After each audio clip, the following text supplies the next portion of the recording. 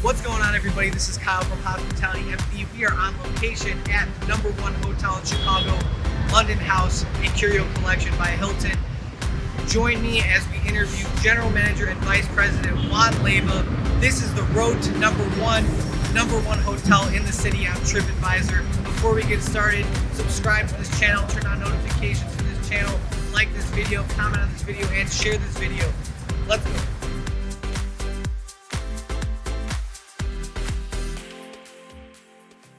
Juan, welcome back to HospitalityMD for the second time. You were our first interview back in 2018. Yeah. You opened up our YouTube channel and with an interview that was received very well, and now we're back again. So thanks for sitting down with us. Well, thank you, Kyle. I'm really happy to be meeting with you and the rest of the HospitalityMD team. It's fun. It's fun talking hospitality. I think we're a couple of hospitality nerds that just like to discuss the ins and outs of what's going on, and it's fun to be back here. So thank you for having me back once again. Yeah, absolutely. And for everybody listening, we were just off the record talking about just about everything, and we'll continue to do so. But so the reason we're here is for a very, very, very special occasion. Yeah. LondonHouse Chicago has just become the #1 hotel in the city of Chicago on TripAdvisor. Yeah. It's real surreal, to be honest with you. We are truly, humbled, honored, and it was truly a team effort. Like, no one person can say that they're the reason that we're #1.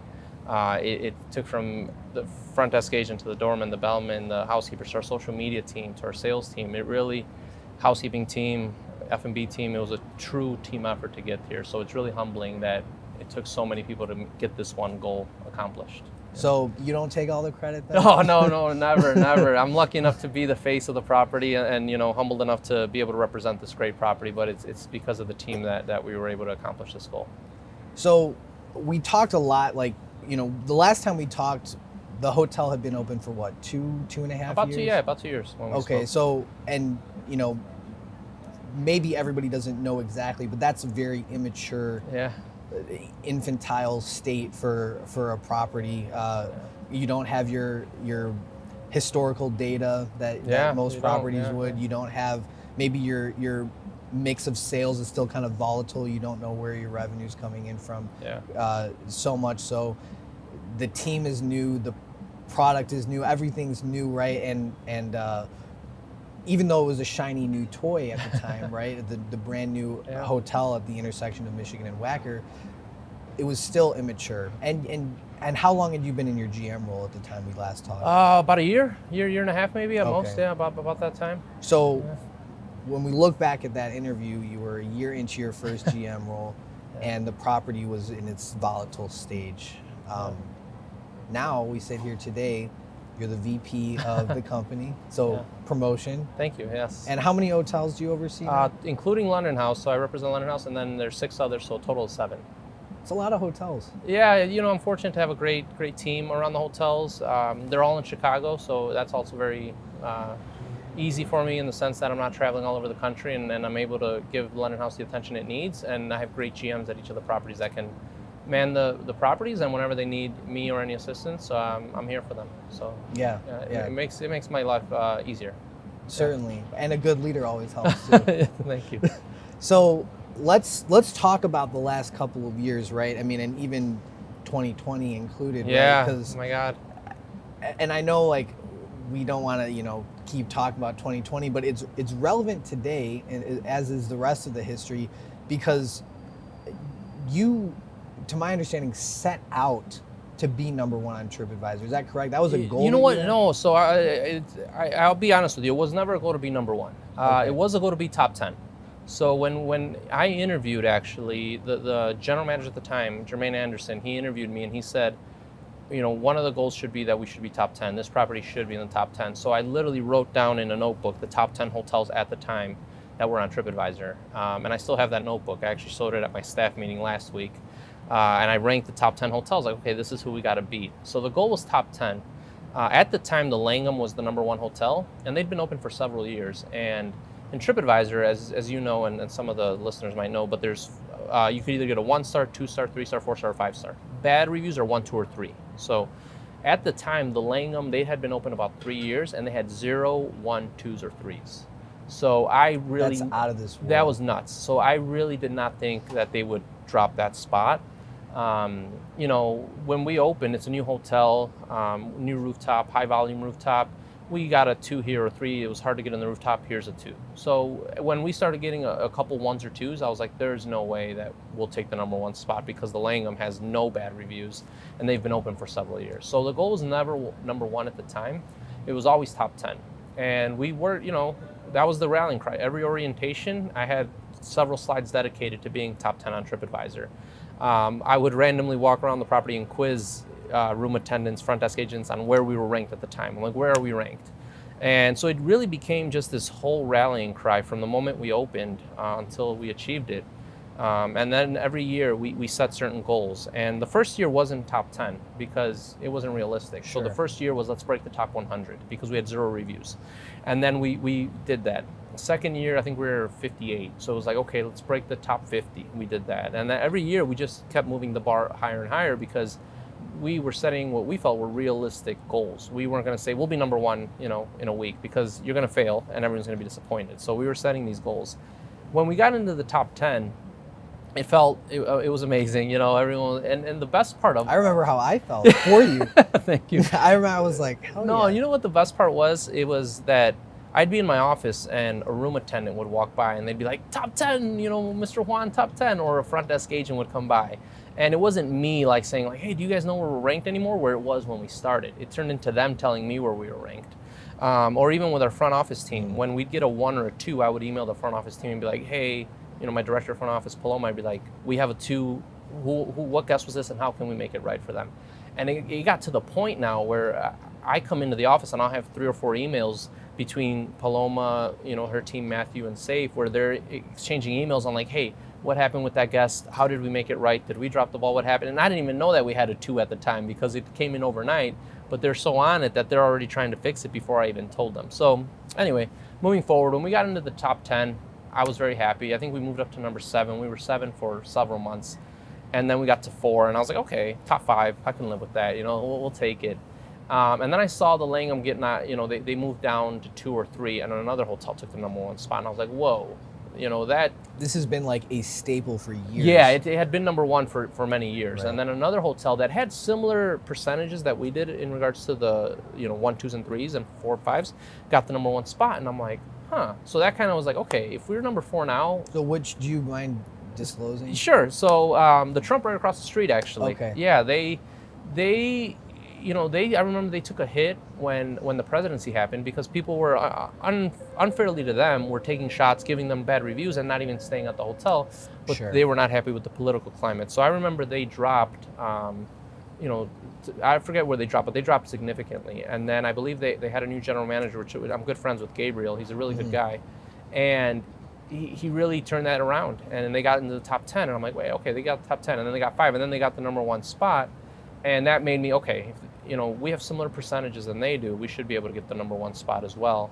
And Chicago's competitive. It really is. Yeah, because we're talking number 1 of how 219 many? properties. Right, and that's probably missing some. Yeah, too. it might be. And there's But some that are open that maybe aren't operating. So it's a little bit of everything. But what I mean by that is, you know, I've been fortunate enough to go to other cities and help other hotels in other cities. And the number 1 hotel might be a select service hotel, Sure. and the 5 stars rank like 12th, you know, because they don't focus on it as much, they focus on their business. Where Chicago, it's I get other GMs that are like, hey, I'm coming for you, or hey, you're only going to be there temporarily. So, you know, the fact that the hotels are so competitive in providing the best guest service, I think just speaks to Chicago and how hospitable it is and how welcoming it is. So you have hoteliers that are vying, you know, not only for rate and occupancy, but they're vying for the best guest service. So that really speaks, you know, volumes about how much Chicago cares about hospitality. So it was real competitive. So once I saw that hotel was able to get number 1, I was like, okay, you know, we need to get more 5s, avoid bad reviews. And we really were aggressive in pursuing those negative reviews and trying to make it right for those guests.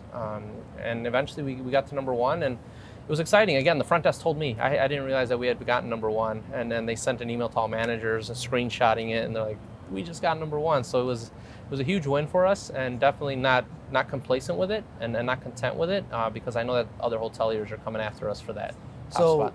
give me that take me back to the moment where you see that in your email, like, and you're looking at the screenshot from TripAdvisor. Yeah. LondonHouse Chicago, #1 out of 219. How do you feel in the time? You know what? It was definitely just almost a sigh of relief moment, like we did it, almost like that. But it also turned into the expectation is that much higher. Yes. You have a guest that books your hotel because of that #1 ranking, and the expectation might change from being 7 or 8 or 5. So it definitely told me, like, okay, we got to prove it. We have to step up our game, and we have to show guests, employees, people looking for work that we deserve it. So it added a little more pressure. I even talked to my boss, and he mentioned that. He's like, listen, the level of expectation is here. It's #1 now. It's not like, oh, top 10, top 5. It's #1. So we shared a laugh about it, but it was really just, fulfilling, because this is a goal that we have been working on for 5 years. We just completed our fifth year anniversary in May of this year, and it wasn't overnight. There were times where we're like in the 50s, and top 10 seemed crazy. We're like, we're not going to make it. So it really just gave me a sense of we're doing the right things. We have the right team members in place. So it gave me that sense of, okay, we're doing things right, and it's only going to get better from here. Well, because this is from your first interviewing for director of operations pre-opening. Yeah. With the pre-opening GM to now vice president of the company. Yeah. Like, this has spanned multiple years, multiple roles. Yeah, it really has. And the whole story of all the team members that have come and go. Like, this has been a marathon. It has. Frankly. I mean, multiple leadership position changes. Our like front office changed. Executive committee members have changed. So I'm just really grateful for our team because they kept the goal. HR at every departmental stand-up, they talked about it. This is where we're ranked on TripAdvisor, regardless of who was the director, who was the department head. They kept going with it, so they didn't lose faith in that. And it was humbling, because I received several messages, whether it was text messages or LinkedIn messages or Facebook messages from people that work here that were like, we did it, and they say we because they were a part of the journey. They really got chills, man, because that's so significant, and I want to kind of dive more into this throwback to our first interview, the high performers and cultural ambassadors, because I think it is applicable here. But there's a lot to unpack with that original narrative that you mentioned. So first and foremost, it's important to recognize, we talked a little bit about the Langham Chicago being #1 in the city for many years and being almost untouchable, and to a point where if it'd be safe to say that you thought it may not even be possible for LondonHouse to get the #1 I figured spot. 2 or 3 or top 5, Right. Yeah. So for people listening who may be unfamiliar, like, the Langham, right, is a Forbes 5-star hotel. Yeah, and it's actually our company developed the Langham. John Rutledge, our CEO, and his group, Oxford, developed the Langham. They built it, and so I had that bar to live up to. At that time, and still to this day, it's one of our Oxford's best accomplishments. So the hype was that's our best hotel. So I'm like, no, LondonHouse is our best hotel. We're gonna make it our best hotel and prove it. So it was multiple factors, gave me a certain level of satisfaction to be able to get to where we were, for sure. Well, because I guess like the significance too is like it's almost like two apples to oranges. Totally. Because the Langham, like I really want our audience to understand here, like, just the level of luxury that the Langham is at. Like, they have stuff that you don't have here. Yeah, I mean, they have services that they offer to their guests, amenities, that are pool, things like that. But I tell that to our team members because I tell them how significant it is to be #1 and to be in the top 10, because not only is LondonHouse a bigger hotel than most of the hotels in the top 10, we have 452 rooms. We also have a very busy, high-volume rooftop, and it's not the easiest place to get a reservation for. So a lot of, we have guests that book the hotel with the assumption that the reservation comes with a rooftop reservation, and that's not always the case. So, LondonHouse has so many factors that, for lack of better words, the things that can go against us.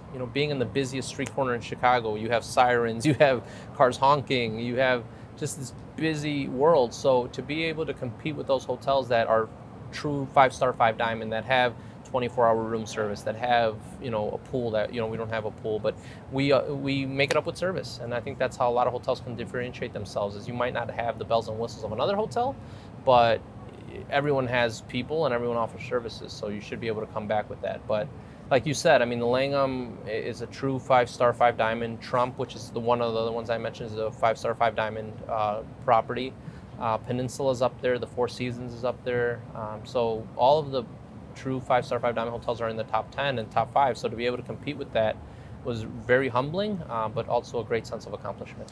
Yeah, because I mean, LondonHouse, let's not mistake, is a luxury hotel, but it's also a Hilton brand at the end of the day, right? And that's relevant maybe to the guest expectation, to the positioning. It's a soft brand, but it still is a Hilton brand versus, like you mentioned, and you have that component. So you have, so for example, I'm not sure if Langham has a rewards program. I don't think they have a rewards program, but you also have Hilton Honors members that you have to ensure that their guest satisfaction is met. And again, with a high volume rooftop with different amenities, expectations are different. So it is, and we always describe LondonHouse as a luxury lifestyle hotel. So we say that we're luxury, above a traditional hotel, and then lifestyle enough where you can have a good time and not feel like you're in a button, stuffy place kind of. It's a little bit more approachable. Yeah, and that's kind of what we go with. You don't have to be coming down with your long coattails. Exactly. Tuxedos or anything like that. But so we're still a very elevated service-oriented hotel, and we strive to be.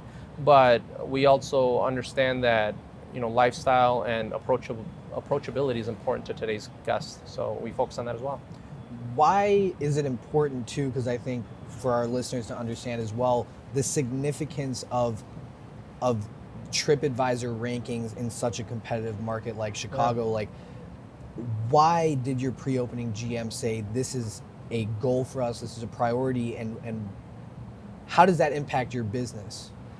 I don't know why he said it at the time. I can tell you why I have such a focus on TripAdvisor, and it's actually from one of a previous GM really harped on it. And one of my previous properties, I'll give him, Rob Adams. I think he's in Atlanta at a Marriott, but he came in day one. He's like, we have to be number one on TripAdvisor. And at that time, I mean, that was, I want to say like 2009, 2010. We were like, why? TripAdvisor, as long as our Hilton guest service scores are fine, we're good. And he's like, TripAdvisor's public. He's like, everyone sees TripAdvisor. Not everyone sees your Hilton guest service scores. Those are internal, and only the brand sees them. So he really harped on, and that's something that I told our staff continuously. I said, TripAdvisor almost serves as a resume for the property.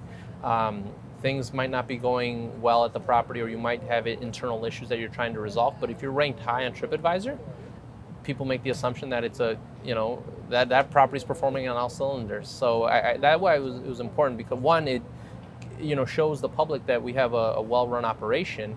And you said, how does that impact our business? More and more groups over the last 5, 7, 10 years have been asking for, where are you ranked on TripAdvisor? What are your guest service scores? So it's helped secure business. We actually lead with that on RFPs, on requests for proposals, on this is where we're ranked. We have the service to back it up. We don't just have the pretty views and the great rooftop, but we have the service. So on top of all of that, it brings revenue, it brings business, it helps secure business, and it gives people the faith that they're going to have a good experience when they go to your hotel. And it's also fun for the ego to say you're right, but that's last, and it's definitely for business and for our hotels to be ranked there. It helps with owner relations when we're trying to secure other contracts. We show future potential investors and owners that, listen, we know what we're doing, we know how to operate a hotel. Here's more proof. Besides running great margins and running great profitability, we also have great service scores. So it's all encompassing. So it really is. And it's, you talked a lot about service, and you have not said one single word about product at all. Now the product is great, as everybody can see, some pretty nice views, right? And the location is great, product is great, but again, 5 years down from opening, and how many hotels, great hotels, have opened up in the city of Chicago since then? I mean, probably at least one a year, if not 2 or 3. Yeah, probably. I mean, like you said, 2020 probably had a hamper on that, but yeah. You're right. So my point is, LondonHouse may not be the shiny new toy on the block in terms of product, but the expectation for the product I think is probably sky high. Do you agree that the guest expectation of the product is high? No, I do. Because of the fact that we've been able to sustain high rankings and we've been able to have great experience for our guests, I think the expectation's there, and you're right. It's not the new hotel anymore, but we genuinely have people that care, and that's that continuing, whether it's a new manager, a new director, they all care the same. So when that's just the culture. I'll give you one example. It's if our Hilton guest service scores drop below a certain threshold, and it's not a very bad threshold, it's actually good scores relative to other hotels, but our team takes it personal. They're like, oh, this month started off rough. We have a 70% score. We have to fix it. And I'm thinking to myself, 70% is like 10 points above the brand average. But the expectation is that, we want to be great, not good. And just having that continuing expectation. And if we hire a new person, we embed that expectation in them. And that's kind of what we've tried to do for the 5 years. And it helps that we've had some continuity with some managers that have been here that long. But again, we've had managers that have been here a few months, and the expectations, we want to be the best. How does that ownership translate to care for the product? Because again, you've had this hotel, like you said, running high occupancies, lots of groups, wear and tear on your product. But you walk into the hotel, looks brand new. Yeah. And you go into the rooms, they're in great condition. Yes. Tell me about your approach to maintaining the product. So I'll tell you what my approach is, because it is a focus, and I'm glad you noticed it. So it makes me feel like we're doing something right. Seriously, man, I'm telling you, it looks the same today as it did when we came here 3.5, almost 4 years ago. So I won't name this hotel, but I went to a hotel when it first opened here in Chicago, and I was very impressed. I was like, oh my God, this hotel is so impressive. It looks great. Like you said, everything was shiny. The furniture looked great. It was a beautiful property. I went 4 or 5 years later to that property, and it was the exact same property, but 5 years later. So it felt like someone bought a home that had, wooden cabinets or something, and then they never renovated, and the times changed, and then you went back to that same home, and it was the same home from 5 years ago. And that really, I was like, come on, really? Like, it had the same pillows that were, now they were 5 years older. It had the same books. Now they were 5 years older. So that's something that I've worked with our team here, and I have a great director of housekeeping. His name is Giovanni. I've worked with him at multiple properties, but he has a great eye for this, and I also try to focus on that. So if we see that a cushion or a chair in the lobby has run its course, and we have a good financial month, we're like, okay, let's get that reupholstered, because that doesn't look like it should. The books are tethered. Let's go on Amazon and buy 20 books, because obviously I always keep our costs in mind and margins in mind, but you have to have a great product. So we're constantly looking. So you're talking about decorative books. Yeah. Like, we're not talking about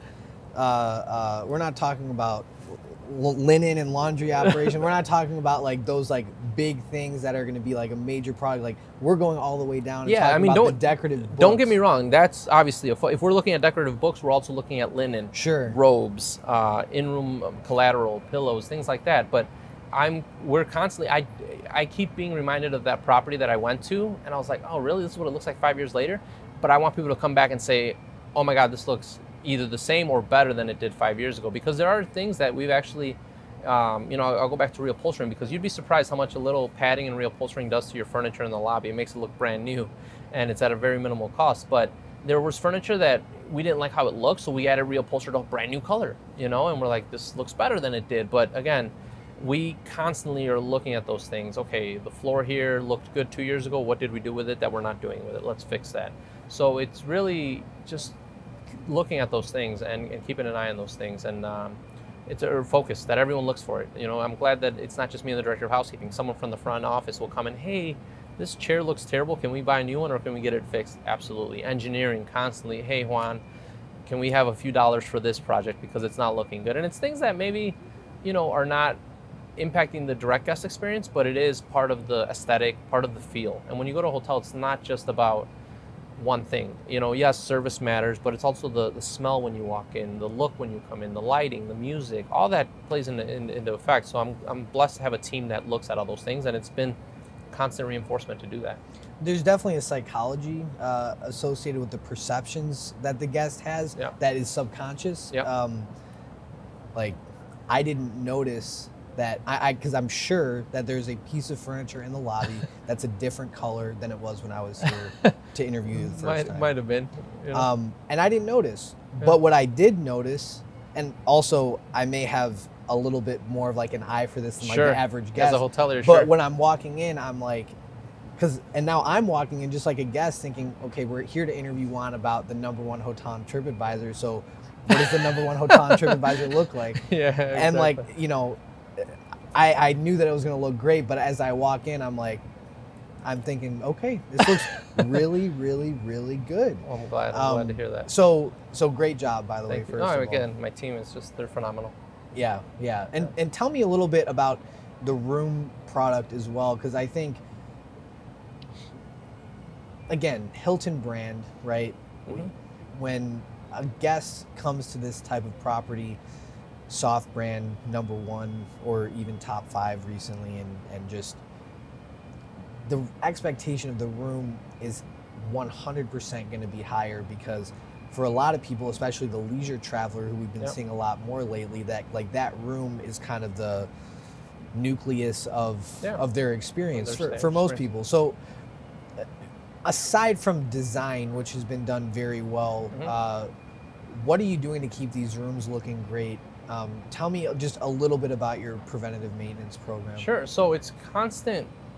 So every week for sure, we have my director of housekeeping and I, we have a standing room inspection appointment. Every week, at least 1 hour, we inspect a minimum of 10 rooms. And you think 10 rooms out of 450, not a big deal. But over the course of 6 months, you get in quite a few rooms. So it's constant just being in your own rooms. You know, I make my best effort to every VIP room that comes in, I inspect it personally before it's released into the inventory. I do my best. Sometimes I don't get to the room, but my director of housekeeping does. So it's being in your rooms and constantly being and getting fresh eyes in there. There's times where we might ask a different manager to go in there because him and I are in the same rooms every week that we might miss something because we're so used to seeing it. But it's a similar approach than we have in the lobby or in the public spaces. Like, we don't want this to look run down. And in regards to just being a brand, we always try to be at least as good as the brand or exceed the brand. You know, when we first opened, Curio, I think, had a certain thread count on the bedding, and I wasn't happy with that, and neither was our GM at the time. So we went with 100 thread count higher because we wanted a better experience than what a traditional Hilton might do. And you have custom linens, right? Yes. So yeah, okay. we have custom linen on our sheets. We have logoed, and you know, now it's a brand standard to have silver piping on your pillows, and we have done that since the opening. Right. And so we're good when it comes to the brand standard, but we always try to be a step above the brand because we did feel that LondonHouse was the brand. Hilton, it definitely helps us, and it does huge things for us to give us great business, and the rewards program is, you know, bar none, one of the best in the world. But we feel LondonHouse is the brand that people, and I think that's the whole point of the Curio Collection, is that each hotel is its own brand. So we try to embrace that as much as possible. I think the brand would be happy to hear you say that LondonHouse is the brand here. Yeah, hopefully. Because I think, like you said, that's really the point of the soft brand. But again, I guess only relevant in the sense that it's not a maybe a true 5-star Forbes rated like some of the other competition in the market is, which I only say that because it's a testament to how well you performed. Thank you. Yeah, you know, and I had someone ask me if we were ever going to be 5-star, and there's certain things that you need that we don't. Like, for example, we don't have a pool. Right. And that's a requirement. You have to have a pool, and we don't have one. So there's things that physically we won't be able to do, but it's not for a lack of trying or a lack of service. I can assure you that. Sure. So throwing us back to our first interview, we talked about a lot of foundational elements that kind of you use as your North Star, if you will. And we talked a little bit about, you know, I guess last time was the road to GM, now it's the road to #1. Yeah. Both have been great journeys and great marathons, and a couple of the things you mentioned, specifically high performers and cultural ambassadors, when you talk about who you want to hire for your team. You talk about the 4-hour flight test was another one. I don't know if you still practice that. Yeah. I don't interview as many as I do because we, you know, typically I interview management or executive committee level, and we've had a very consistent team, so I haven't had as many interviews, but absolutely still applies to this day for sure. And eyes and teeth was another one. Yep. Yeah, you have a good memory. I'm glad it stuck, to be honest with you. That's great. And it stuck with our audience too, because a lot of these things, people are taking away and learning from and applying to their hotels. And Yeah. you know, as you tell me the story of coming to number one, all I can think about is high performers and cultural ambassadors. It doesn't just happen where somebody is coming to you to say we're number one. Yeah. Hey, we're in the top 10, Yeah. or that cushion looks a little bit, it's like it's thinning, or, Yeah. you know, this is culture. Yeah, it's tough, and you know that the cultural ambassador high performers, I definitely have to give credit to my previous company, Destination Hotels. Jamie Sabatia, he was the CEO of Destination, became Two Roads, got sold to Hyatt, but that was his rallying cry, and it really spoke to me because you know, you got to have the culture piece of it, but then you also have to have the high performer, because you know, if you could be all rah-rah and everything's great, but if you're not performing profitability or financials or margins, it's not going to matter. Or the other way around, you could have a very profitable hotel that's in the black all the time, but if people are miserable or don't like being there or don't believe in the goal, you're not going to be a high performing hotel. So that's why it's that two component that's so important, and I'm so glad that I spent time with that company because it really ingrained that in me. So that's a good point that you mentioned, because at the end of the day, right, the hotel is a business. High expectations from this is a hotel this size, this location, 452 rooms, 25,000 square feet of meeting space, with the high volume rooftop that you've got, all of these components. This is not something that just a family, is a mom and pop hotel that a family owns. Like, there's a lot of investors, Yep. a lot of you know, capital and institutional wealth into this building, which means that the people who are owning this hotel, maybe they aren't hoteliers, they're just real estate investors, right? A little bit of everything, yeah. And you know, you get a mix, but I guess my point is expectations are high. People want their money back. It's a lot of capital investment to go in here. So it's great that you're number one, but they also want to see Absolutely. the GOP, the Yep. NOI that they expect. So tell me a little bit about how you manage both. Because that, I'm sure, I don't know if you've ever struggled with that. Oh, but I mean, I think the last year that everyone's had with the pandemic, I think everyone struggled with profitability or cash flow. But it's being smart, treating it as your own, as your own budget. Be smart about what you decide to do. There are times where, you know, someone will come to me and say, "Hey, we should spend this money to fix this," and I'll say, "Listen, it's not a good performing month, or it's not expected to be a good performing month over the next year, month or two."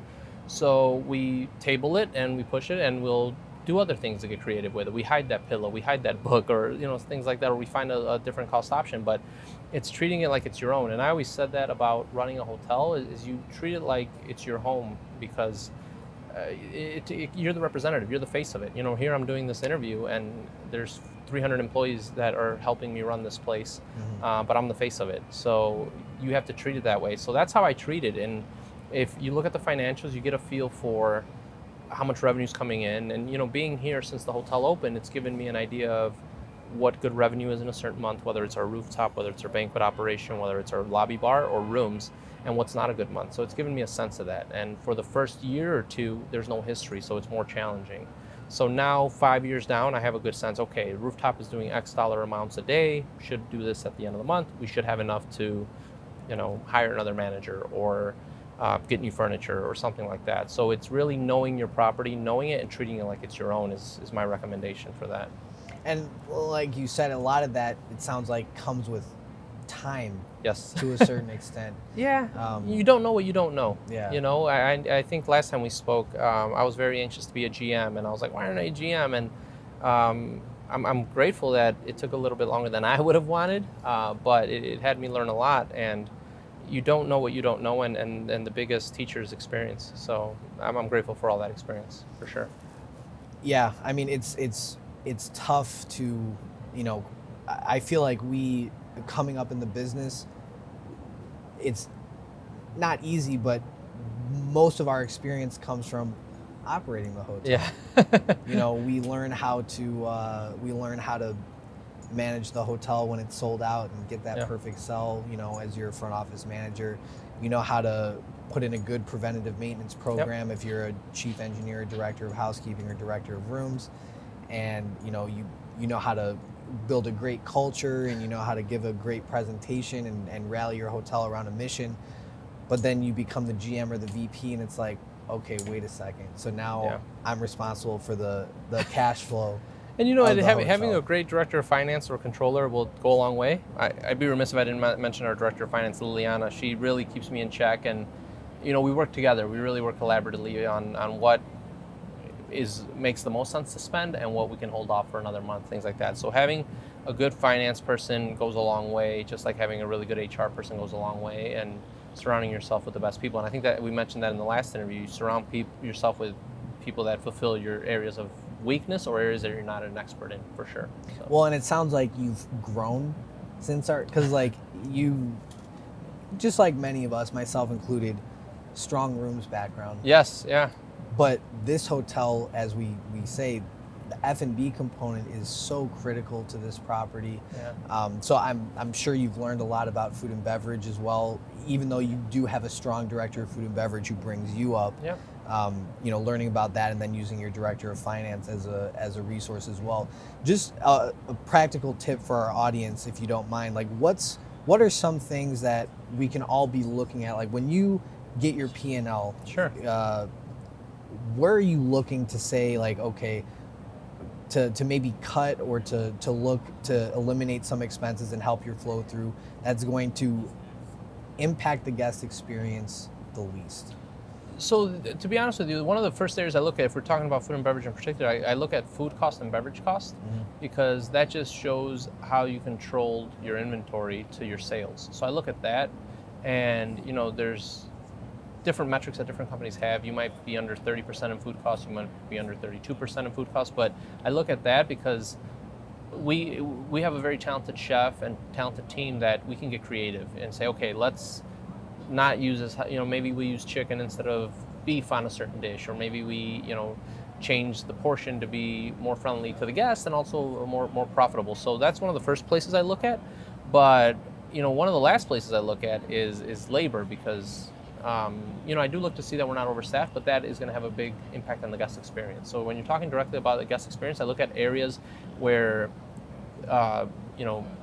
it's not impacted as much as something else. So food costs, beverage costs might not have as much of an impact as taking away a front desk agent or something like that. And like what you say, like I'm sure everybody listening who has like any exposure to this is probably like, wait, the last place you look is labor? Because that's the first place that everybody looks, I mean, right? it's easy, but it's the most easiest thing to do is people savings. Yeah, I mean, it's easy to go into a property and cut, but then what are the ramifications of that? So I think the starting point is to have a good budget. Like you have the foresight to know what positions you're going to need, because if you need them, you won't cut them. If you just fluff it and add I need 15 desk agents, 5 concierge, let's make it happen, and you hire all those positions, then you find yourself cutting them. But if you have the foresight to know, okay, we've had 1, but we can operate with 2, or we've had 3, but we really only need 2, and write your budget that way, you're not cutting, because most owners, most investors are looking at your budget, and that's what they're comparing you to. So They're not looking at someone else's budget, or they're not looking at necessarily your performance, they're looking at your performance compared to your budget. So if you write a good budget, it's going to be a lot easier to perform in the month for the month, or in the year for the year, is the way I look at it. Yeah, definitely. And when you prioritize and you have that cloud of we want to have great guest service scores, you're going to write a budget that is friendly to that. Yeah. And you're going to, when you're looking for savings, again, a good guest service scores would mean that people can check into their rooms before on time or even earlier, and they don't have to wait in line when they come to check in, or that they don't have to with their credit card in their hand leaning over the bar waiting for somebody to serve them. Yeah, and and it's looking at all that, because for example, a position that I don't see as often in hotels is a concierge, a full dedicated concierge. Right. You do see that at some 5-star, 5-dime hotels. We have that here, and being our location, Michigan and Wacker, and the river tours, it's definitely beneficial to have that, because you have an informed person telling guests what's around. But I also look at the logistics. We have 4 desk terminals, and even when they're all occupied on a Friday, you're still going to have a line. So the concierge plays as not only helping guests, figure out what they're going to do for the night, but it's also a buffer before the front desk, start up a conversation. Our bartenders do a phenomenal job in that lobby bar, where they come around with some champagne, and it might not be high cost champagne. You're not serving Dom Perignon, but you're serving it at the line at a very low cost. but had a huge impact on guest satisfaction. And again, it's something that our director of food and beverage implemented. The bartenders continue to do it, and I don't have to say it anymore. There would be times where I'd be in the lobby, I'm like, let's do something for our guests. Now I'm up there meeting someone, sitting down, and all of a sudden I see, Michelle coming around the bar with glasses of champagne for the line. So again, I didn't put a concierge there just as a luxury, but also I saw it as a guest service way of making sure our guests have a better experience, and our front desk is not as slammed with check-ins. Yeah, like because you do it with the guest service in mind, but also within the context of your operation, which intimately by now, and that's so because even now we're recording this interview in September 2021.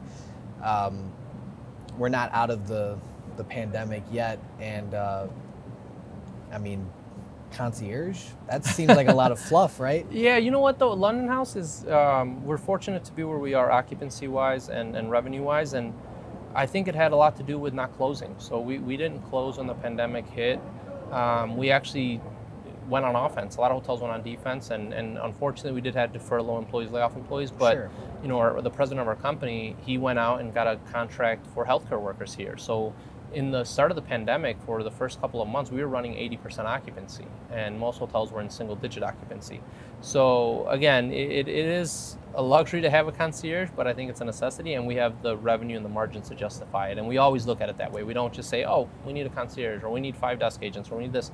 We look at, does it make sense financially, and is it going to provide a better guest experience? And one thing that maybe you'll agree with, that'll help reinforce this for our audience, is that the guest experience has a direct impact on rate. Would you agree?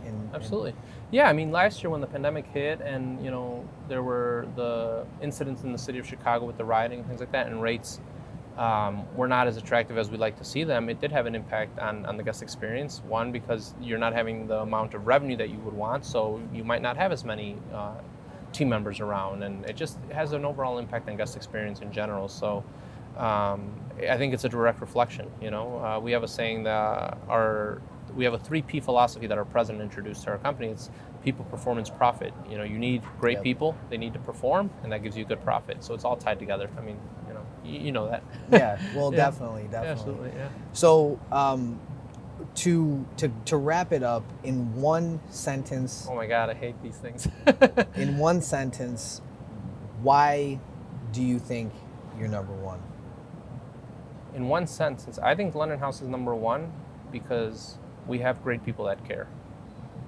I think that sums it up, to be honest with you. I couldn't have said it better myself, my friend. Yeah, but we are. I mean, like you said, we have a great product. We have a great location, but if the people in the building did not care about providing good guest service, it wouldn't matter. They'd come, take their picture, and go somewhere else. And I really, really think, because here at HospitalityMD, we're obsessed with good hospitality, good hotels. We studied the #1 DoubleTree with Craig Poole. We're studying your hotel as a case study for what makes great hotels perform well, and what we see as a constant is an ownership from the people. One of our quote from somebody we met at the DoubleTree in Reading was, when I first started here, it used to be, if Craig is in the lobby, I have to smile and wave to everybody. Until before so long, it didn't matter if he was there. Yes.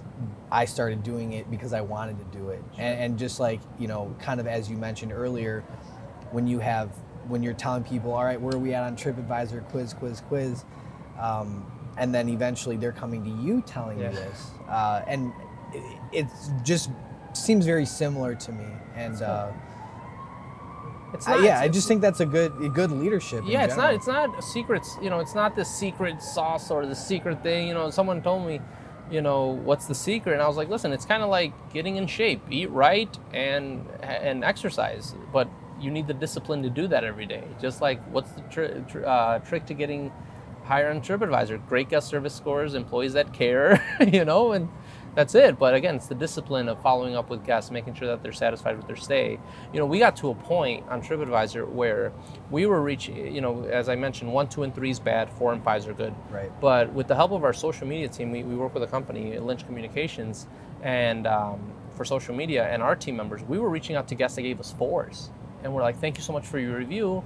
Is there anything that could have made it a 5? And they're like, yeah, this could have been better. Boom, we learned it. Now we fixed it for next time. So we were going, I believe, because from what I've seen with other hotels, we were going, an extra step, reaching out to the people that gave us 4s. We weren't content with a 4, an 80%. We're like, no, let's reach out to them and see why they didn't give us a 5. And it's a simple question. A lot of time your email doesn't get responded to, but sometimes it does, and it gives you some great information that's going to make you better. Well, and that's like almost aggressive in a good way of like listening to your guests, because they're the ones who are going to tell you what's going on in the hotel. And like, it seems basic, right? But like, I kind of feel like no matter what your hotel is, like, you could be, a roadside Hampton Inn and you want to be better.